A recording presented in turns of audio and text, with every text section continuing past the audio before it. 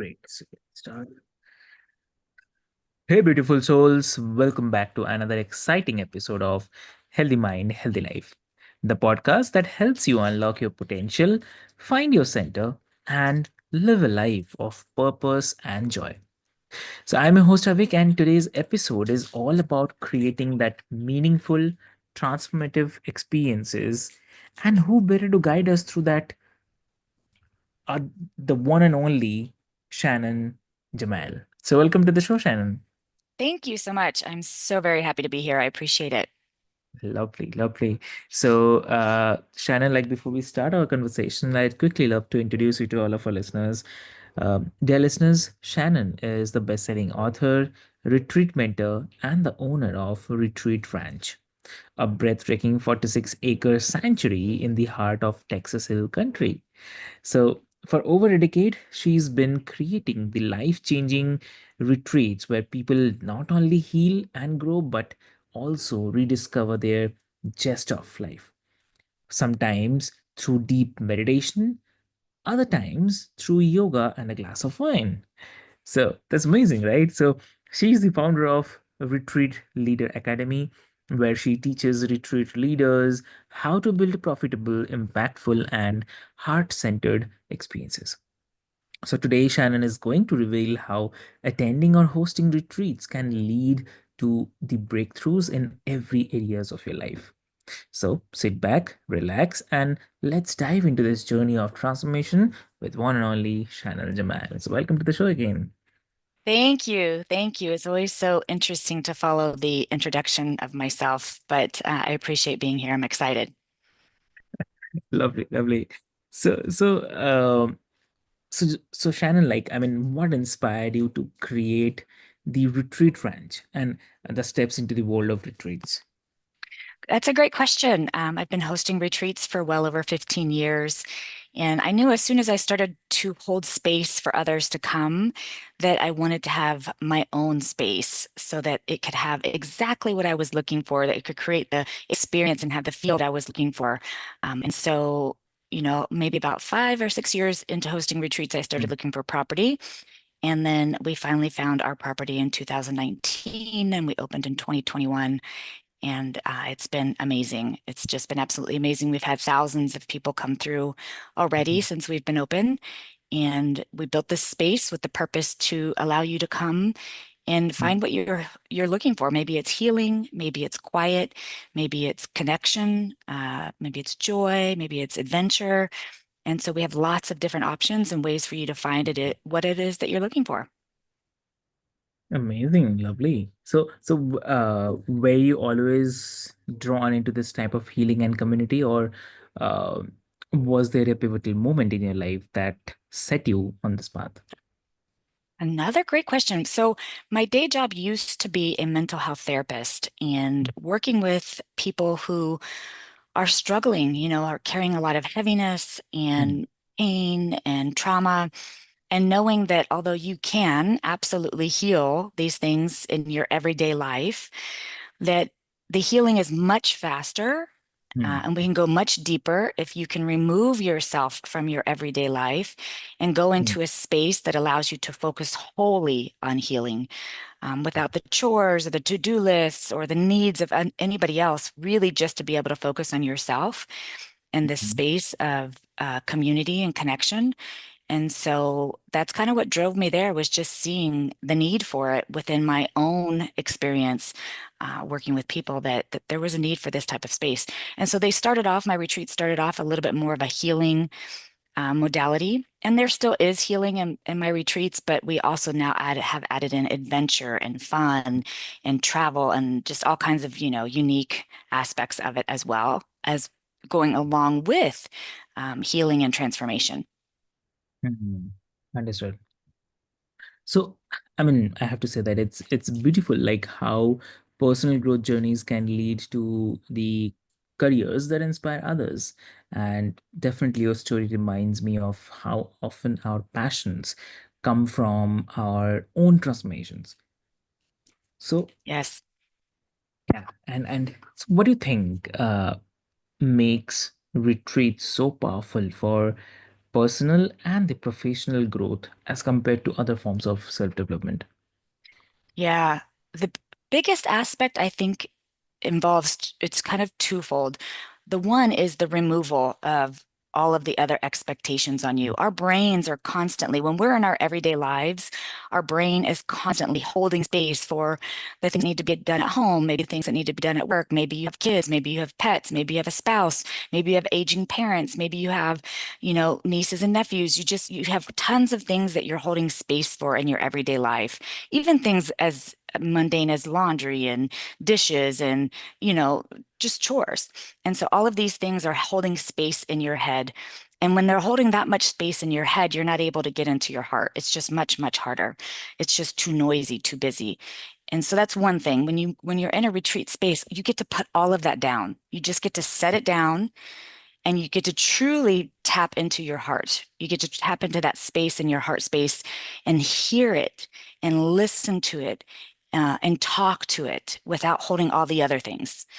So that's the first thing that I think is what makes retreat spaces so powerful. The second thing is community and connection. You typically are in these spaces with like-minded individuals who also have come to put all of their heaviness down and to work on themselves, whether it be healing or finding themselves again or laying their stress down or learning techniques to live more joyfully. Whatever may be the case, you guys are all in this space together. And so that community, you all of a sudden you don't feel alone, even though in your everyday life you might have family and friends interacting, but you feel disconnected and alone because they don't really know what you're feeling and what you're experiencing. Whereas in a retreat space, you see each other, you hear each other, you support each other, you cry together, you laugh together. And so that community and connection is so powerful. I really feel like those two things together is what makes retreats so incredibly transformational. And if I'm being super honest, almost mandatory for humankind today, where we are so caught up in the everyday go, go, go, achieve, achieve, do, do, do, and we don't have time to listen to what our body and hearts really need. Exactly, very, very true. Yeah. And like many people might feel hesitant to invest time and money in a retreat, but what would you say to someone who's on the fence about attending the one? That's really, really a good point because there are a lot of Mm. people who are very hesitant about it. And believe it or not, money is the second one. It's usually time first because Yeah. that's your most valuable asset. You can make more Mhm. money. You cannot make more time. So investing their time and then, of course, investing their financial investment. Um, First of all, I would say this, do your research. Make sure that you know that who you are going to be joining aligns with what you're looking for and that they are a solid, vetted out, researched person or persons, and that they have referrals and they have reviews, and that you really know who it is that you're joining, and that their beliefs and their goals of what they teach and what they know and their experience aligns with your goals. That's super important because what you wouldn't want to do is, let's say, you don't want alcohol involved, there's just certain things that you don't want involved in your retreat, and then you go sign up for one of my retreats that has yoga and wine in it. Well, that won't feel very good to you. And so you just want to make sure that it aligns with your beliefs, with your goals, and with your desires. And it's with someone that feels at least trustworthy, that just feels very vetted out and researched. So that's the first thing. If all of those things line up for you, the best thing I can tell you is that it's worth the risk. Um, Everything that's scary, almost everything that we do in our life that's a little scary is so beautiful on the other side. And so that in itself is a healing process, right? It's taking that chance on yourself. Because believe it or not, a lot of times if they've done the research and they feel really good about the retreat and the person and they're still afraid, it doesn't even have to do with money or time at that point. They're almost just afraid to invest in themselves. Period. They maybe feel like they're not worth that investment, that they shouldn't, they feel selfish doing it, that they feel like that's something that other people do, that they don't deserve it, whatever may be the case. And so it comes to a self-belief almost. And so it's one of those things where it's like, take a risk, choose wisely, but take a risk and see how beautiful it will be on the other side. The biggest thing that you risk, yes, it's money and it's a little bit of time, but you learn. It's like, okay, you went, and I don't honestly though know of anybody who tries a retreat and it's a good retreat that's lined up with him. I don't know of anybody who regrets it. Nobody. But let's just say you did for some reason. Well, then you learn that that's not for you, that situation is not for you, that host is not for you, whatever may be the case. But I can almost promise, and I take promises very seriously, that you will love it. If you vetted it properly and you really feel comfortable with where you're going and who you're going with, Yeah. you will love it.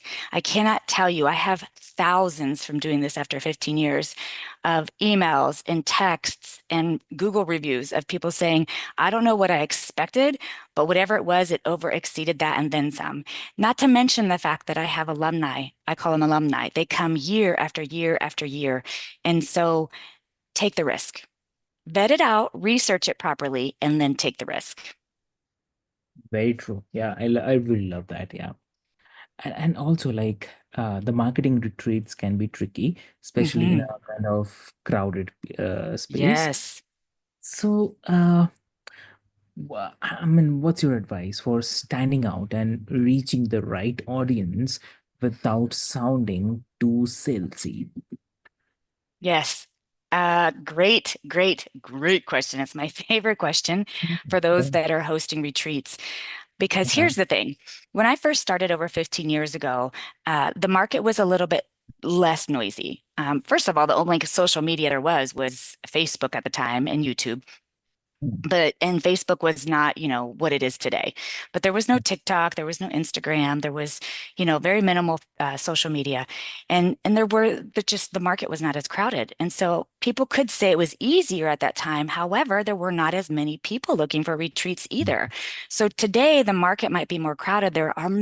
I mean, millions probably of people hosting Mm. retreats now, but there's that many more millions of people looking for retreats now, especially since COVID. I think people really have looked at themselves and said, I need to do something about me.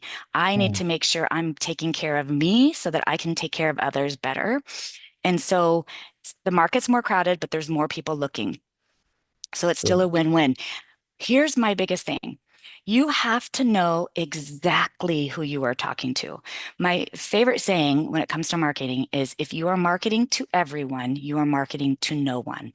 You cannot be broad. You cannot say, well, everybody can come to my retreat because you will get lost in all of the noise. You have Mm. to speak specifically to some demographic Mm. and get as narrow as you can and then use their language. And Mm. I will just be honest, marketing is all about pain points. So let's just, as an example, let's say you want to work with midlife women who are transitioning from, being caretakers and homemakers, and their children are moving out and their bodies are changing and things are changing. And so you're going to speak directly to that midlife woman. You're going to ask her things like, is your body changing in ways you never thought possible? Are you more tired than you thought you would be?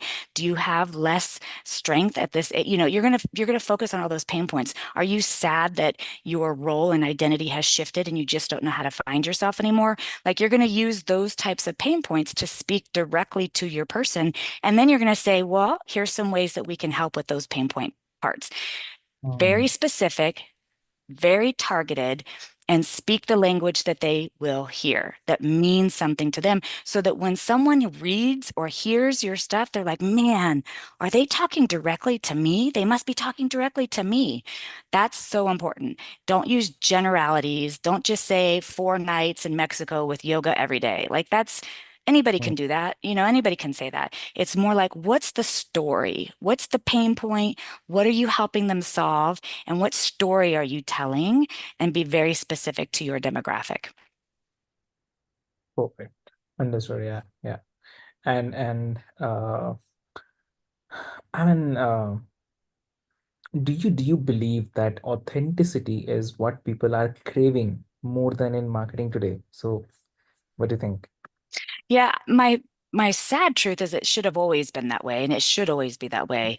Whenever Mm. you are speaking, whether it's in just conversation or in business, relationships, friendships, it doesn't matter. Mm. Authenticity should always be the case. But Mm. yes. because the crowds are, or because the market is so noisy and there are so many people out there, and a lot of it is very generic, Mm, being super authentic to who you are will attract the right people to you. If you try to be somebody that you're not, or that you think somebody needs to hear that you should be, you're going to attract people with you that are exhausting to work with because you are having to constantly put on this role. That's mm, exhausting. And it's like you said, it's not authentic, it's not truth. And that's also felt. So let's say you market this retreat in a way that does not feel real and true to you, but you think it's going mm, to make you a lot of money. So you market it that way. Certain people come to your retreat because of the type of marketing you did, but they're not really people that align well with you. You don't really always believe the same things. It just feels out of alignment, but you're going to pretend anyway because they paid you all this money. And so you're doing your thing. Well, it's super exhausting. And the people that are attending, they feel that disconnect from authenticity. They feel the lack of truth. They feel the misalignment. That's not going to result in long-term success. And you're going to walk away exhausted from trying to pretend to be something that you are not. So if you are not like, for instance, for me, my retreats, they're super fun. We're going to learn some healing modalities and stress relief, but we're going to drink wine and we're going to ride horses and we're going to be a little crazy and adventurous and just, do some really crazy fun things. And for some mm, people, that's just too much, right? And so they just wouldn't feel right there. So I want to make sure that the person that comes knows that that's the type of retreat they're going to experience, that they're not going to feel like, this is uncomfortable for me. This is stretching me too far, or I don't like those things. I don't want to do those things. If I don't market it right, I'm going to attract people that are going to be really uncomfortable at my retreat, and then I'm going to feel like I have to make them feel better. Well, that's not a win-win. That's a lose-lose all the way around. mm. I agree. I totally agree on this. Yeah. I mean, exactly. It's like people aren't just buying a retreat, but they are just buying trust, connection, Yes. and a kind of guide that they believe in. So that's true. Very true. Yep. I love that. I love that saying. I might have to use that. They're not just buying a retreat, they're buying connection and trust. That is so very true. Exactly. Yeah. So also like hosting retreats, like sounds like magical, right? But uh, it's also a kind of lot of work. So, how do you personally avoid the burnout and maintain your energy as a leader? It is very exhausting. Mm, It is equally magical and transformational for everyone, including the host, as it is very mm, exhausting for the host. There's a few things that I find to be really critical.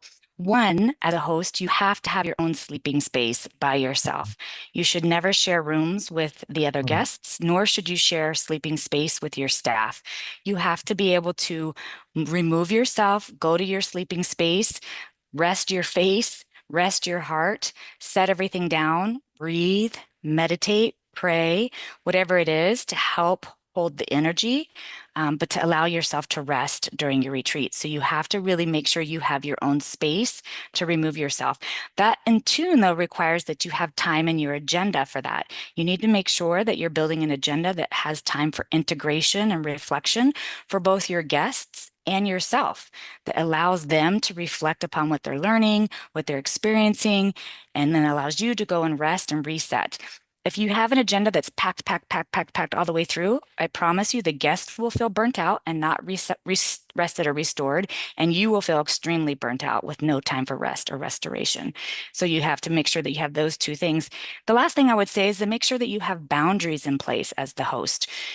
What that means is if you did not build into your schedule or into your agenda or your retreat for there to be one-on-one deep work, you only built in group work, but somebody guest comes up to you and says, "Hey, I really want to do a session with you." You have to put your boundaries down and say, "I'm so sorry that's not available during this retreat, but we can set up an appointment post-retreat," or whatever may be the case. The point being is that you have your boundaries in place so that you are not doing more than what you've planned for, and what you have in your energy capability for your retreat. And so having boundaries in place, having an agenda that has built-in time for rest and integration, and having your own space to retreat to for yourself and reboot and regroup by yourself, super important, all three. mm. I agree. I totally agree. Yes. Lovely. I mean, and also like, what's the one key piece of advice you would give to anyone who is listening today and who's interested in uh, either attending a retreat or hosting their own someday? For those that are interested in attending retreat, block Hmm. out the time and do it. Do it. I can't stress enough that it's not a selfish thing. It is a thing. There's a difference between self-care and selfish. This is a self-care things that allows you to be even more of what you want to be as a human. It allows you to be stronger and more encouraged and just a more elevated form of who you are, whether it's a mother or a partner or a husband or a father or whatever it is, it allows you to be more of that by taking this time for yourself. So please schedule the time to do it and just make it happen. Take a risk. I promise it'll be worth it. So that's for them. Those are looking to host a retreat. I would honestly say, first, before you at all consider hosting a retreat, go work at a retreat. Um, every host that hosts retreats usually has opportunity for someone to come work and do something like a work exchange, where they work the retreat in exchange for learning how to host retreats or in exchange for being a part of the retreat. And so I highly recommend that you see the behind the scenes, pay attention, write notes, see what works and aligns and doesn't align for you, and make sure it's something that you really want to do. I have had people that really thought they wanted to host retreats. And then when they saw how much work it was, they're like, I don't know if I want to work that hard. Maybe I just want to be a guest teacher on retreats. Maybe I want to travel around the world and just teach what I know on these retreats and let somebody else handle all the details. And Mm. so go try and see if this is what you want to do first before you make the investment of the time and money to do it. Because here's the thing with retreats. If you want to do retreats, it's an investment. It's a business just like anything else. You're going to invest time and money, and your very first retreat may or may not be profitable for you because it's an investment. It's a business. You're building something new. No business out there, none of them out there, do you just all of a sudden first day start making money, right? So first go make sure it's what you want to do, because then that way you feel so confident in your investment of time and money, and it will shorten the learning curve because you've kind of got to experience a little bit of the behind the scenes. Very true. Lovely. Shannon, like, thank you so much for sharing your wisdom experiences with us today. And I know that our listeners are walking away with new perspectives on the growth, connection, and what it truly means to create the life-changing experiences. And before we sign off, how can our listeners connect with you and learn more about the Retreat Ranch? Yeah, visit mindbodycomplete.com, and I've got all of our information links there. You can always shoot me an email from there and connect with us. Perfect, perfect, Huh? lovely. So thanks again, Shannon, Thank you. yeah, and for all the listeners, if today's conversation has sparked something within you, don't ignore it. Whether you are considering attending a retreat or creating the one, remember that growth happens when you step outside your comfort zone. Yes. So yeah, and if you enjoyed this episode, be sure to subscribe, leave a review, and share it with someone who might need this inspiration today. And as always, take care of your mind, nurture your growth, and live your life fully. So this is your host Avik signing off. Thank you so much.